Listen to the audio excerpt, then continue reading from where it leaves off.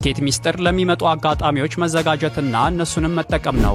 የአፍሪካ ህብረት መቀመጫ፣ የዲፕሎማቶች መኖሪያ፣ የ139 ኤምባሲዎች መገኛ፣ 16 የታወቁ ሬስቶራንቶች፣ 7 ባለኮከብ ሆቴሎች፣ 3 የከተማችን ትላልቅ ሞሎች ዘመናዊ አኗኗርን ለመረጡት በከፍታ ለመኖር ላቀዱ ሊያልፎት የማይገባ ድል ሳር ቤት ላይ 2 መኝታ 91 ካሬ እንዲሁም ባለ 3 መኝታ 130 ካሬ በ10% ቅድመ ክፍያ በካሬ 107,000 ብር 100% ለሚከፍል በካሬ 64200 ብር ለአጭር ጊዜ ብቻ የሚቆይ ታላቅ የበዓል ቅናሽ በኢትዮጵያ ብር። ቦታው ከሳር ቤት ወደ ልደታ በሚወስደው መንገድ ሲጀምሩ ሲሆን ከብሉ ዌስት ሆቴል ፊት ለፊት ተደዋውለን እዛው እንገናኛለን። ቴምር ሪል ስቴት። ለበለጠ መረጃና ለሳይት ጉብኝት ከታች ባለው ስልክ ያገኙን።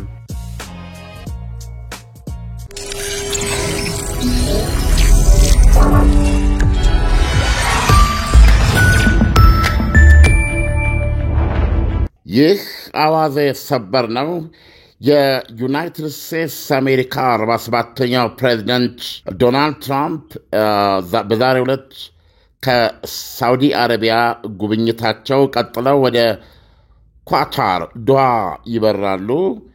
በጣም የሚገርም ነው። ትናንት የጀመሩት ጉብኝት በርካታ ስኬቶች የተከናወኑበት ነበር። የሳውዲ አረቢያ ኢሳያስ ከአጠቃላይ ሳውዲ አረቢያ ለፕሬዚደንት ትራምፕ አሜሪካ የሰጠችው አቀባበል ክብር በጣም በብዙ መንገድ እየተዘገበ ነው ያለ። በጣም ያልተጠበቀ በአሜሪካና በሳውዲ አረቢያ ወይም በሰላጤው ሀገሮች መካከል የተፈጠረውን በጣም የሚያስደንቅ አቻነት የታየበት ነው።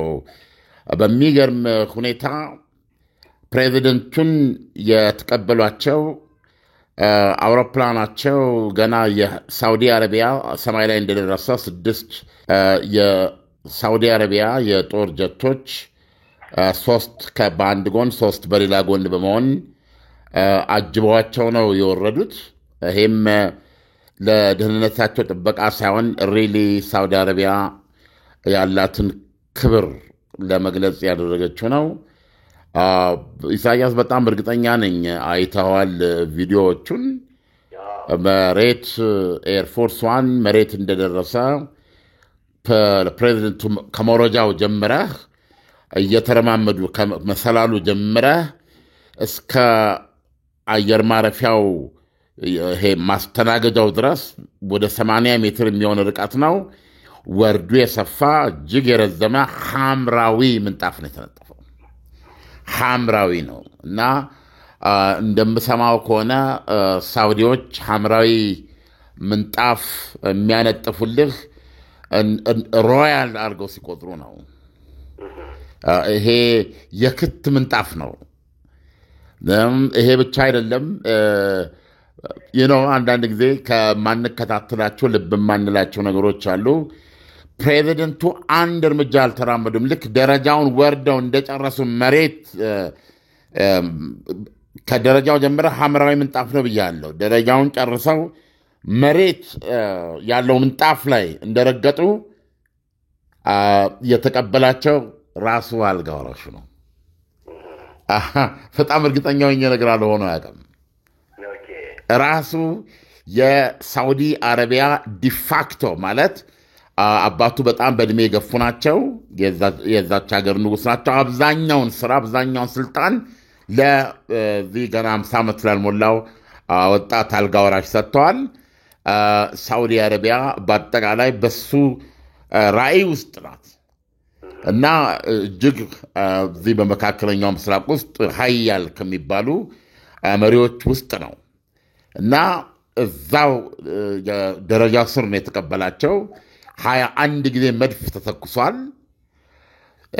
እና ሁለቱ ያንን 80 ሜትር ያህል ከዛም በላይ ሊሆን ይችላል ሲሄዱ ግራና ቀኝ የሳውዲ አረቢያ ምንድን ነው ብዬ ላስቀምጥ የሀገሪቱ ያሏት ክቡራን እንደዚሁም ደግሞ የክብር ዘብ በጠቅላላው የአሜሪካንን ባንዲራ ከፍ አድርገው ይዘው አይታል። ቢስት የፕሬዚደንቱ መኪና ሲሄድ የፕሬዚደንቱ መኪና ዶናልድ ትራምፕ ከአየር ሲወርዱ ያሳዩት የእጅ ምልክታቸው ራሱ ደስታቸውን ይገልጻል። የሳውዲ አረቢያ ያው አሁን አንተ እንዳልከው የንጉሱ ልጅ እጅግ በጣም ተውቦ ነበረ። ምንጣፉም ደግሞ ቀጭን ምንጣፍ አይደለም ማለት እጅግ በጣም ሰፊ ምንጣፍ ነው እና የተለየ ነበረ። ኤቭሪቲንግ የተጠና ነው እና የማክበር ብቻ ሳይሆን በጣም ደስታ የሚንጸባረቅበት ፕሬዚደንቱን በመቀበል በጣም ደስታ የሚንጸባረቅበት ነበር። የፕሬዚደንቱን ቢስት ቢያል መኪና ተከትሎ ግራና ቀኝ የሳውዲ የቤተ መንግስት ዘብ በፈረስ የአሜሪካንን ባንዲራ ይዞ ነው ግራና ቀኝ እያጀበው የሄደው። ቤተ መንግስት እንግዲህ መቼም እኛ ልንገልጸው አንችልም።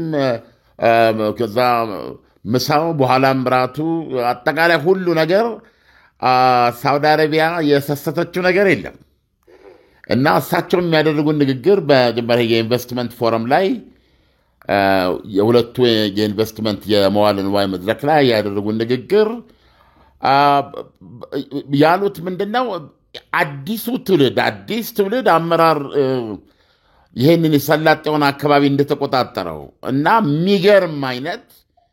የሚገርም አይነት የእድገት የስልጣኔ የቴክኖሎጂ አቅጣጫ እንደፈጠረ እንዳሳየ እና ይሄ ደግሞ ከማንም ከውጭ አገር እናቀናለን፣ የስልጣኔ ቀንዲል ነን፣ የዘመናዊነት አባት ነን የሚሉት አገሮች እነሱ አሰልጣኝ እነሱ መርተው የነሱ ስራ አይደለም። ይሄ ራሱ ሪጅኑ በራሱ አመራሮች በራሱ ቪዥን የራሱን ታሪክና ባህል ጠብቆ ስልጣኔን ለመቀበል አሰልጣኞችን መምሰል ማለት ነው። አሰልጣኞችህ የሚያደርጉትን ማድረግ ወይም እሱን እያደረግክ የመጣ አይደለም። ይሄ ባህላችሁን ታሪካችሁን ይዛችሁ በቴክኖሎጂ ቀንዲል ለመሆን ያደረጋችሁት አስተዋጽኦ በጣም አካባቢያችሁን የለወጠውን ያሉ ንግግራቸው በጣም አሪፍ ነበር እና ዶናልድ ትራምፕ አንድ የተለየ ባህሪያቸው ቀጥተኛ ሰው ናቸው። አንዳንድ ቀን በእኛ ሀገር በአባባላችን በእኛ ልማድ የልብህን ውስጥ ስሜት መናገር እብድ ነው የሚያሰኘው አይደል? አይነገርም ወይም ጮክ ብለህ አታስብም። እንደዛ ነው በባህላችን ወይም የሆነ ቁጥብነት አሉ አንትኖች። ዶናልድ ትራምፕ እንደዚህ አይደሉም። በጣም የሚገርም እኔ በጣም ነው የምወድህ አሉት ፊት ለፊት አልጋ ወራሹን ማለት ነው። ፊት ለፊታቸው ነው ያለው እንግዲህ አቀማመጥ። እሳቸው ከመድረክ ነው የሚናገሩት። እኔ አይ ላይክ ዩ ቱ ማች አሉት።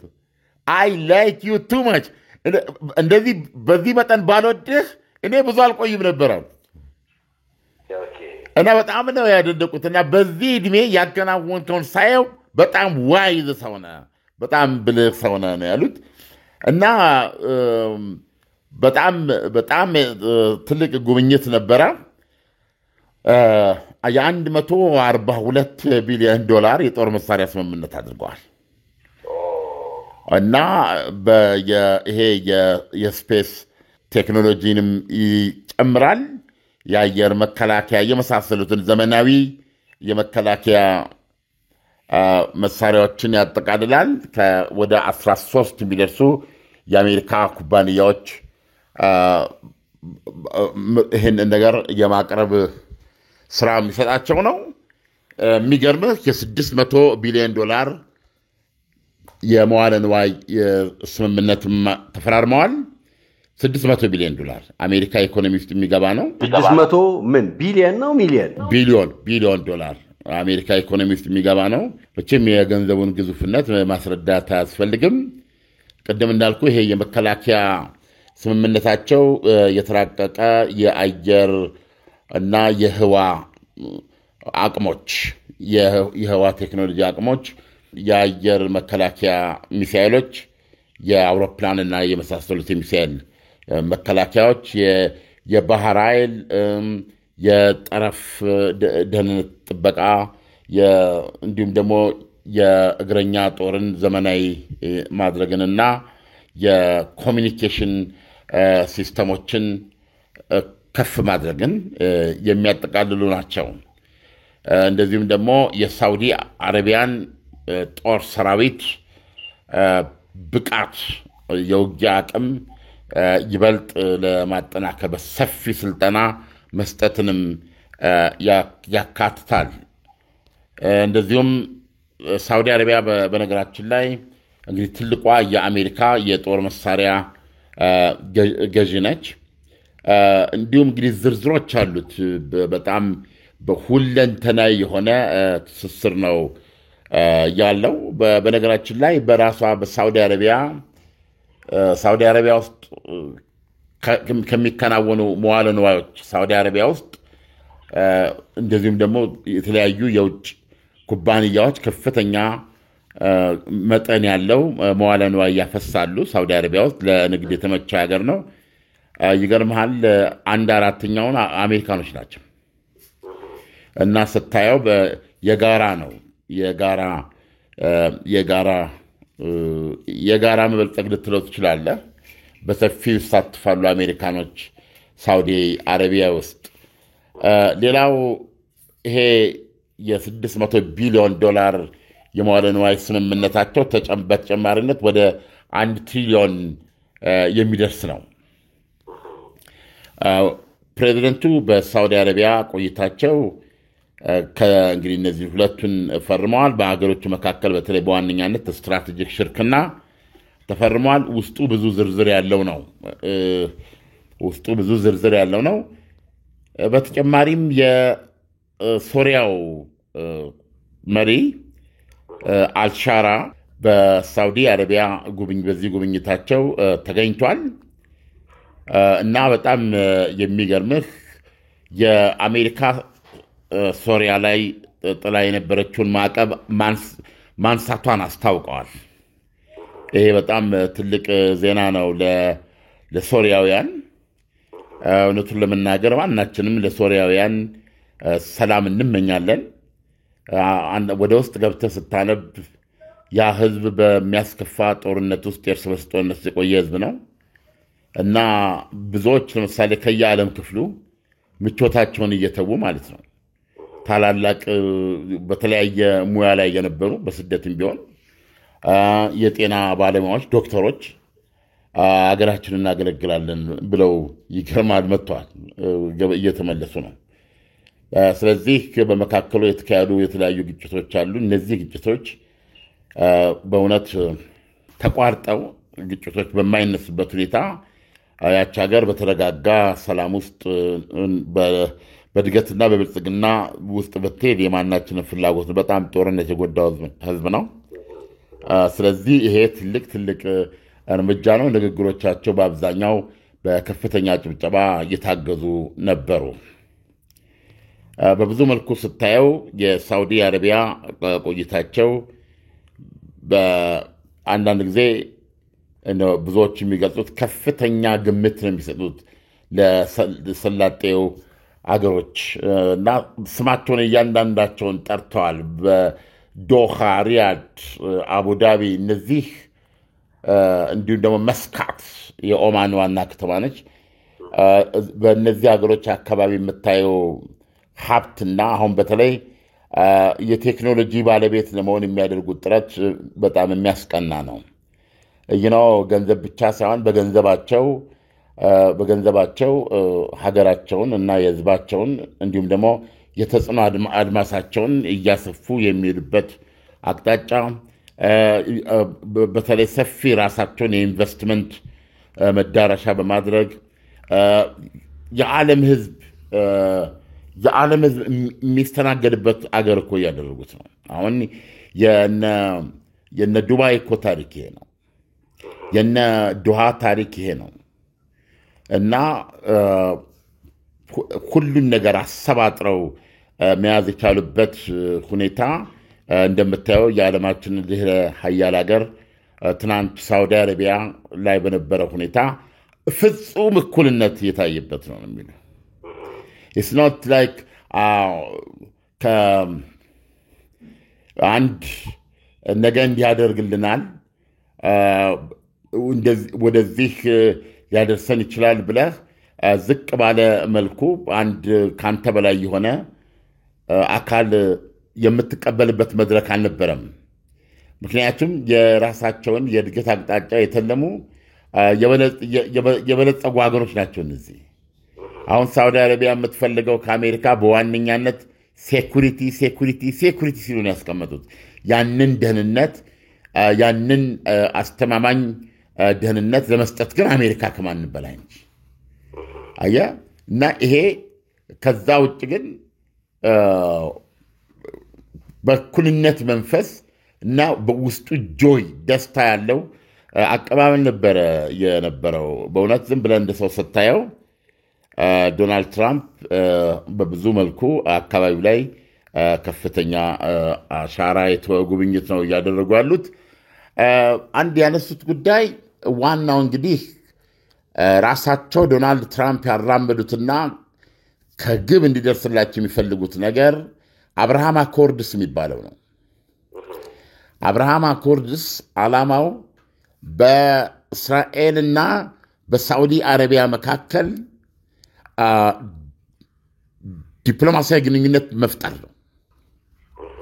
የረጅም ጊዜ መተናል በአረቦችና በእስራኤል መካከል ጤናማ የጋራ ትብብር የጋራ ብልጽግና ያለው ዘላቂ ወዳጅነት ለመመስረት ነው እና ይሄ ስምምነት ሂደት ከተባበሩት አረብ ኤሚሬቶች ጋር እውን ሆኗል።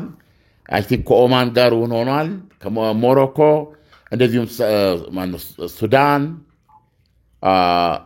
ታረማለሁ ተሳስቼ እንደው ከነ በእነዚህ መካከል መደረግ ችሏል።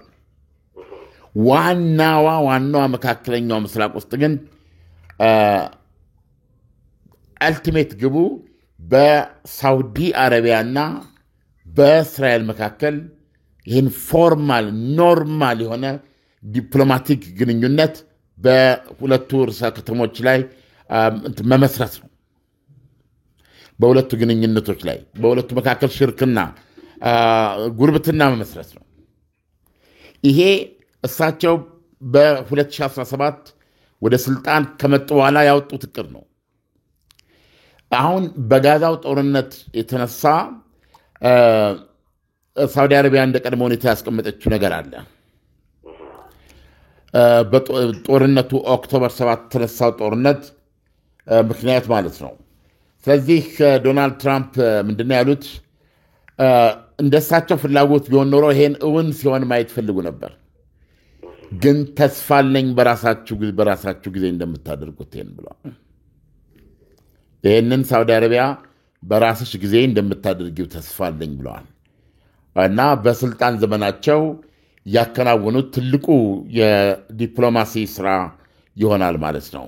መካከለኛው ምስራቅ አረብ እስራኤሎች በጋራ ጉርብትና የሚኖርባት እንደባለው ቀጠና ለማድረግ ያንቀሳቀሱት ዓላማ ነው። ብዙ ተአምር ታይቷል። ኢሳያስ በአቡዳቢና በኢየሩሳሌም መካከል ግንኙነት ተመስርቷል እና እነዚህ ሀገሮች በብዙ መስኮች አሁን ይተባበራሉ እና ቁጥራቸው ቀላል ያልሆነ የእስራኤል ቱሪስቶች ዱባይ ይገባሉ፣ ኢንቨስት ያደርጋሉ። በተመሳሳይ ሁኔታ የተባበሩት አረብ ኤሚሬት ዜጎችም ወደ እስራኤል ይገባሉ፣ ይወጣሉ ማለት ነው። ነገር ግን በዚህ ሂደት ውስጥ ቁልፉ በመካከለኛው ምስራቅን አጠቃላይ የሰላም እና የጉርብትና ሁኔታ የሚለውጠው በሳውዲ አረቢያና በእስራኤል መካከል የሚደረገው ነበር። ከዛ በኋላ ሁሉም ነገር ራሱን ተከትሎ የሚሆነው ነገር ግን በጋዛው ጦርነት የተነሳ ይሄ ሊሆን አልቻለም። ስለዚህ ዶናልድ ትራምፕ በራስሽ ጊዜ ታደርገዋለሽ በማለት ተናግረዋል። እንግዲህ ቀጥሎ የሚሄዱት ውዝግብ ወዳለበት በዛሬው ዕለት ይሄዳሉ። ዶሃ ነው የሚሄዱት። ኢሳያስ እስቲ ቀጥሎ ወደሚሄዱት ዜና ከመግባታችን በፊት አሁን በዩኤኢ እና በአሜሪካ መካከል የተደረገው ወደ 600 ቢሊዮን ዶላር በሳዑዲ አረቢያና በአሜሪካ መካከል የተደረገው ስምምነት ወደ 600 ቢሊዮን ዶላር በጣም ከባድና ትልቅ ብር ነው። አሁን የዓለምን አቅጣጫ ስንመለከት ዓለም ዙሪያዋን ጦርነት ላይ ነው ያለችው።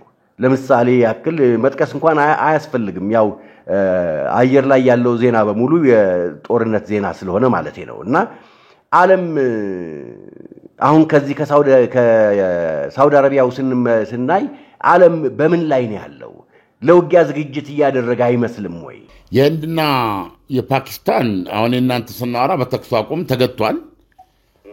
ይሁንና ምንጊዜም በአደጋ ደረጃ በስጋት ደረጃ የምናየው ከሆነ የነሱ የሁለቱ ሁኔታ በዚህ የሚቀጥል ነው። በዚህ በካሽሚር ጉዳይ ላይ በሁለቱ መካከል ዘላቂ ስምምነት ተፈጥሮ ይሄ ሁኔታ የሚወገድበት በሌላ ጊዜ የሚታይ ነው። ግን ቢያንስ አሁን በህንድና በፓኪስታን መካከል ጋል ብሎ የነበረው ሁኔታ ቆሟል። በጣም በሚገርም ሁኔታ ይህንን በሁለቱ መካከል እየናረ መጥቶ የነበረውንና ወደ ሚሳኤል ድብድቦች ተቀይሮ የነበረ አደጋ ከማክሸፍ አኳያም ይህን ሚና የተጫወቱት ዶናልድ ትራምፕ ሆነው ተገኝተዋል። ጦርነቱን ለማቆም ማለት ነው። ስለዚህ በአንጻራዊነት ስናየው አሁን በሰላጤው ሀገሮች ውስጥ የምናየው እመርታ ነው። የእነዚህ ሀገሮች ተጽዕኖ በነገራችን ላይ ለራሳቸው ትልቅ እመርታ ላይ ያሉ ቢሆንም ተጽዕኖቸው ግን በከፍተኛ ደረጃ አካላይ ነው። ከዚህ አፍሪካን ጭምር በሰፊው የሚያካልል ነው እና ይህ ተጽዕኖቸው ደግሞ የተለያየ መልክ አለው። እሱ ደግሞ በሌላ መልኩ የሚታይ ነው። ይሁንና በእነሱ በኩል ስትሄድ ግን አሁን እነዚህ የሰላጤ ሀገሮች በተለይ በዋነኛነት በዚህ በዶሃ በአቡዳቢ በሪያድ እነዚህ የምታየው በስፔስ ቴክኖሎጂ ጭምር ነው የምነግርህ። በጣም ቴክኖሎጂን መሰረት እያደረጉ የመጡ ናቸው። ቴክኖሎጂ እና አማራጭ ኃይል ገብቷል። ትልቁ የሀብት ምንጫቸው ነዳጅ ነው እና ደግሞ ይሄ ክሊን ኤነርጂ ከምንለው ሳቤ አሁን በጣም የቴክኖሎጂ አቅጣጫ ሁሉ ወደዛ እየሄደ ነው። ይሄን ግምት ውስጥ በማስገባት ይሄ አላቂ በሆነው ፔትሮሊየም ላይ የተመካ ኢኮኖሚያቸውን ምንጭ የኢኮኖሚ አቅማቸውን ዳይቨርሲፋይ የተለያየ የማድረግ እርምጃ ነው እየወሰዱ ያሉት። ከፊት ለፊታቸው 40 እና 50 ዓመት እያሰቡ ነው እየተንቀሳቀሱ ያሉት። በእውነት እንዲህ አይነት ነገር እኔ በጣም ደስ ይለኛል እና ገንዘባቸውን በጣም በብልህነት እየተጠቀሙ ነው ያሉት። ወደ እነሱ ስትሄድ የስጋትና የጦርነት ነገር አይደለም የምናየው፣ ፍጹም የሆነ የብልጽግናና የእድገት ነው። እነዚህ አሁን የምናየው የአሜሪካም ፕሬዚደንት ጉብኝት የዚህ አካል ነው እና ደህንነታቸውን ከማረጋገጥ አኳያ ነው የበለጠ። ሌላው ይልቅ ያስታወስከኝ ዶናልድ ትራምፕ በዛ ፎረሙ ላይ የኢንቨስትመንት ፎረሙ ላይ የተናገሩት ለኢራን ማስጠንቀቂያ ነው የሰጡትና ኢራንም የዚህ የእድገትና የብልጽግና ማህበረሰብ እንድትሆን አሜሪካ ያላትን ፍላጎት ገልጸዋል። አለበለዚያ ግን ይህንን ኒውክሊየር መሳሪያ ህልሟን ካልተወች በጣም ግዙፍ የሆነ እርምጃ ሊወስዱ እንደሚችሉ ነው ያስጠነቀቁት። እንግዲህ አሁን ፕሬዚደንቱ ዶሃ በሚገቡበት ጊዜ ያው የአወዛጋቢ የአውሮፕላኑ ጉዳይም እዛ ነው ያለው። ዶሃ ደግሞ በተመሳሳይ በርካታ ዜናዎችን እንሰማለን። አሁንም ከፍተኛ መጠን ያለው ኢንቨስትመንት አሜሪካ ውስጥ እንደሚያደርጉ ይጠበቃል። ወደ ተባበሩት አረብ ኤሚሬትስ ሲሄዱ የ1.4 ቢሊዮን ዶላር የመሳሪያ ግዢ ታደርጋለች ዩኤኢ፣ የተባበሩት አረብ ኤሚሬትስ። እንደዚሁም ደግሞ በዚህ በአርቲፊሻል ኢንቴሊጀንስ፣ በክሪፕቶ ካረንሲ በመሳሰሉት በጣም በርካታ ዘርፎች ላይ ተመሳሳይ ኢንቨስትመንት ግንኙነት እንደሚያስታውቁ ይጠበቃል። ስለዚህ እነዚህን እንግዲህ እንደ ሁኔታው ከጉብኝቱ አጠቃላይ ባህሪ በኋላ የምናቀርበው ይሆናል። ሌላና የሚጠበቅ አስገራሚ ነገር የፕሬዚደንቱ ጉብኝት ሐሙስ ዕለት የሚያበቃው ዛሬ ሮብ ዱሃ ይሆናሉ። ከዛ ምሽቱን ወደ ተባበሩት አረብ ኤሚሬትስ ይሄዳሉ ተብሎ ነው የሚጠበቀው። ጉብኝታቸውም ይጠናቀቃል ማለት ነው በነገው ዕለት ቀን አካባቢ እና ምንድነው አሁን እየተጠበቀ ያለው ሐሙስ ዕለት በቱርክ ኢስታንቡል የዩክሬንን ጦርነት ለማስቆም በራሽያና በዩክሬን መካከል ቀጥተኛ ድርድር እንዲጀመር የሩሲያ ፕሬዝዳንት ቭላዲሚር ፑቲን ሀሳብ ማቅረባቸው ይታወቃል። ያንን ሀሳብ ተከትሎ ማናቸው ፕሬዝዳንት ዘለንስኪ እኔ ራሴ ነኝ የሚሄደው እና እዛም ሄጄ ራሳቸው ቭላዲሚር ፑቲንን ቀጥታ አግኝቼ መነጋገር ፈልጋለሁ፣ ይሄን ያድርጉት እውነትም ለሰላም ተገዢ ከሆኑ በሚል ትልቅ ተግዳሮት አስቀምጠዋል። ይህን ተከትሎ ደግሞ ፕሬዝዳንት ዶናልድ ትራምፕ እንግዲህ እንደዚህ ከሆነ በዛ በኩል ትራምፕ የሚመጣ ከሆነ በዚህ በኩል ዘለንስኪ የምትመጡ ከሆነ እንግዲህ አሁን የራሴ ያደራድራችኋለሁ፣ በቀጥታ ከተባበሩት አረብ ኤሚሬቶች ወደ ቱርክ ልበር እችላለሁ የሚል ሀሳብ በማቅረባቸው በጣም በድራማ የተሞላ ጥበቃ ላይ ነን ሁላችንም ያለ ነው እና አሁን እየቀረቡ ያሉ አስተያየቶች የራሽያው ፕሬዚደንት ለሰላም ተገዢ ናቸው ወይ? ራሳቸው ላቀረቡት ሀሳብ ታማኝ ሆነው እዚህ የመሪዎች ስብሰባ ላይ ለመገኘት ራሳቸው ይመጣሉ ወይስ ዝቅ ያለ የልኡካን ቡድን ይልካሉ የሚለው እንደ ትልቅ ተግዳሮት ተቀምጧል። ከሞስኮ የምንሰማው ግን እስካሁን ድረስ ወደ ቭላዲሚር ፑቲን ያንን ጉዞ እንደሚያደርጉ የሚያሳይ ፍንጭ የለም። ኢሳያስ እሳቸው ካልሄዱ ደግሞ ዶናልድ ትራምፕም ወደዛ የሚቀጥሉ አይሆንም። ዶናልድ ትራምፕና ቭላዲሚር ፑቲን እንደሚገናኙ ተነግሮ ቦታና አገር እንደዚሁም አንዳንድ ዝግጅቶች ታሳቢ መሆናቸውን የቃል አቀባዮቻቸው ሲገልጹ ቢቆይም እያደር እየተረሳ ሰላሙም እንዳልተገራ ፈረስ አልጨበጥ እያለ እንደውም በመሃል ተመልሶ ሆድና ጀርባ የመሆኑ እድል አንዳንዴ ብቅ ጥልቅ እያለ የሚታይ ነው። በዚህ መካከል ነገሮች ተለውጠው ጭራሽ ዘለንስኪንና ፑቲንን ከመሃል ሆነው በቀጥታ ውይይቱ ላይ ራሳቸው ዶናልድ ትራምፕ ሊታደሙ የሚችሉበት አስቀድመው ሊያቅዱት የማይችሉት ድንገት እየተፈጠረበት ሁኔታ ነው ያለው እና በጣም ሐሙስ የነገው ዕለት በጣም በድራማ የተሞላ ነው።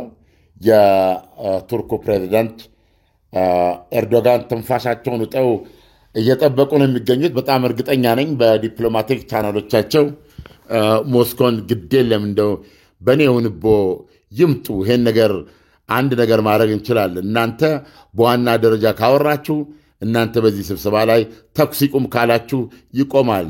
ከዚህ በፊት ግን የሚደረገው በልኡካን ቡድኖቻችሁ ነው። ልኡካን ቡድኖቻችሁ ሲያወሩ ቢውሉ የመጨረሻውን ውሳኔ የምትሰጡት እናንተ ስለሆናችሁ ለእናንተ ሲነገር እናንተ እስክትሰሙ እናንተ እስክትወስኑ እያለ ነገሮች ያስቸግራሉ። አሁን ግን ዋነኞቹ ሰዎች ራሳችሁ ፊት ለፊት ከተገናኛችሁ እናንተ ይሁን ያላችሁት ነገር ይሆናል። ስለዚህ በሚል የፕሬዚደንት ቭላዲሚር ፑቲን መገኘት በጉጉት እየተጠበቀ ነው። ይሄንን እንደሚያደርጉ ካስታወቁ በእውነት ይህ በድራማ የተሞላ ሳምንት ትልቅ ክላይማክስ ላይ ይደርሳል ማለት ነው። ፕሬዚደንት ዶናልድ ትራምፕ በቀጥታ ወደ ቱርክ ሊበሩ ይችላሉ ተብሎ እየጠበቀ ነው ያለው። ኢሳያስ ዓለም በእርግጥም ለዶናልድ ትራምፕ እጅግ በጣም የተሳካ ጉዞ ነው ማለት ይቻላል። ምክንያቱም በጣም ከፍተኛ ገንዘብ ነው ወደ አሜሪካ እንዲጓዝ ያደረጉት ማለት ይቻላል። ለነበረን ጊዜ ከወዲሁ አመሰግናለሁ። መልካም ቆይታ ይሁንልን። መልካም ኬት ሚስጥር ለሚመጡ አጋጣሚዎች መዘጋጀትና እነሱንም መጠቀም ነው። የአፍሪካ ህብረት መቀመጫ፣ የዲፕሎማቶች መኖሪያ፣ የ139 ኤምባሲዎች መገኛ፣ 16 የታወቁ ሬስቶራንቶች፣ 7 ባለኮከብ ሆቴሎች፣ 3 የከተማችን ትላልቅ ሞሎች፣ ዘመናዊ አኗኗርን ለመረጡት፣ በከፍታ ለመኖር ላቀዱ ሊያልፎት የማይገባ ዕድል ሳር ቤት ላይ 2 መኝታ 91 ካሬ እንዲሁም ባለ 3 መኝታ 130 ካሬ በ10% ቅድመ ክፍያ በካሬ 107,000 ብር 100% ለሚከፍል በካሬ 64200 ብር ለአጭር ጊዜ ብቻ የሚቆይ ታላቅ የበዓል ቅናሽ በኢትዮጵያ ብር። ቦታው ከሳር ቤት ወደ ልደታ በሚወስደው መንገድ ሲጀምሩ ሲሆን ከብሉ ዌስት ሆቴል ፊት ለፊት ተደዋውለን እዛው እንገናኛለን። ቴምር ሪል ስቴት። ለበለጠ መረጃና ለሳይት ጉብኝት ከታች ባለው ስልክ ያገኙን።